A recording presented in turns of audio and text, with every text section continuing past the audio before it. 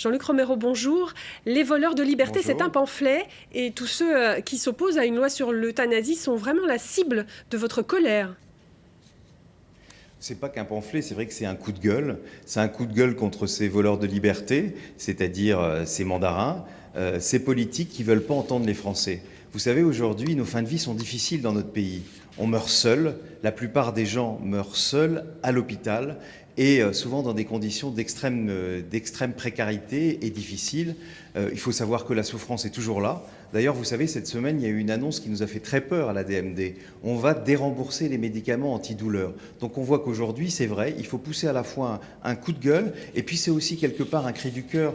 Parce que vous savez, moi, comme d'autres, comme tous ces gens qui ont des maladies, des pathologies graves, on n'a pas envie de mourir dans des souffrances atroces, et c'est malheureusement ce qui nous est réservé aujourd'hui dans notre pays. Vous êtes intervenu dans le cas de Chantal Sébir, ici, près de Dijon, mais l'émotion que sa douleur, elle, a suscité n'a pas débouché, comme vous le souhaitez, sur un débat national, ni sur la rédaction d'un texte de loi. Alors qu'est-ce qui pourrait finalement être le déclencheur si jusque-là rien n'a pu aboutir ?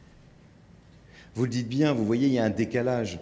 86% des Français, sont tous les sondages qui ont été faits depuis 20 ans, veulent une loi légalisant l'euthanasie. Le cri de Chantal Sébir à Dijon, à Plombières-les-Dijon, a ému tous les Français. Et on a en face des politiques qui sont insensibles. Et c'est pour ça que j'entame depuis quelque temps un tour de France pour à la fois convaincre les parlementaires qu'il faut aujourd'hui un texte. Vous savez, on attend, et normalement le président du groupe socialiste s'y est engagé, il devrait y avoir un texte au mois d'octobre déposé par les socialistes à l'Assemblée nationale et qui serait discuté dans le cadre d'une niche parlementaire. Et notre rôle aujourd'hui, et mon rôle, c'est de convaincre les parlementaires, quelle que soit leur étiquette politique, de voter ce texte. Et je crois que c'est... Oui ? Qu'est-ce qui, selon vous, jusqu'à présent, fait blocage ? Est-ce que c'est une volonté politique ou est-ce que c'est un blocage culturel ? Parce qu'effectivement, jusqu'à présent, on a l'impression, dans votre livre, et les médecins sont la cible, et les élus aussi, qu'il y a comme un blocage et que n'importe quel lobbying ne peut aboutir. Est-ce que c'est ça que vous dites ? Alors, si vous voulez, il y a deux blocages.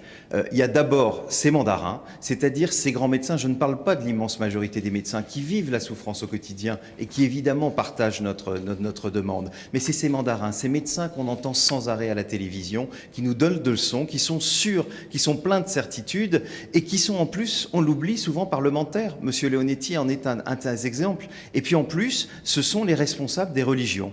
Vous savez, l'immense majorité des croyants, on l'a encore vu dans les sondages, sont favorables aussi à une loi, parce que la souffrance, personne ne la veut, chacun veut pouvoir choisir son dernier moment, son ultime liberté. Mais l'élite, chez les religieux aussi, s'oppose à cette ultime liberté, et c'est pour ça que, oui, il faut absolument faire sauter ces verrous, c'est le but de ce livre, bien sûr, et c'est le but aussi de cette réunion aujourd'hui dans cette région à Autun et dans toutes les régions de France dans les jours qui viennent. Je vous remercie. Je rappelle donc la parution de votre livre et cette réunion à 14h30. Merci à vous.